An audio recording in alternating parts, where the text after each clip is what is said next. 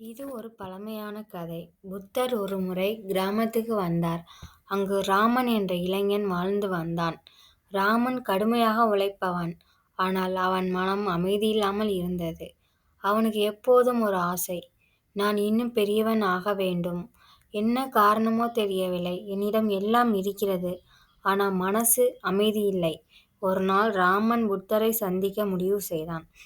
மலையின் உச்சியில் புத்தர் தியானத்தில் இருந்தார். ஐயா, என் மனம் அமைதியில்லாமல் இருக்கிறது. என்ன செய்வது? அமைதியை தேடாதே, ஆசையை விடு. மனதில் ஆசை இருந்தால் துன்பம் வரும். ஆசை இல்லாத மனம் தான் உண்மையான அமைதி. புத்தர் அருகில் ஒரு பானையில் தண்ணீர் நிரப்பினார். அதில் ஒரு சிறிய கல் போட தண்ணீர் அசைந்தது. இதுதான் உன் மனம். ஆசை என்ற கல் விழுந்தால் அமைதி என்ற நீர் அசையும். அதை விட்டுவிடு. அப்போது நீ உண்மையான சந்தோஷத்தை காண்பாய். ஆமாம், என் ஆசைகள்தான் என் துன்பத்தின் காரணம்.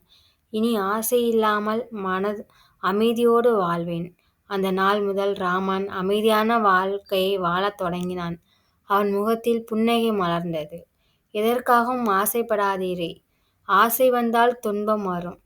இதுதான் புத்தர் உபதேசம். ஆசை குறைந்தால் துன்பம் குறையும். மனம் அமைதியானால் வாழ்வு அழகாகும்.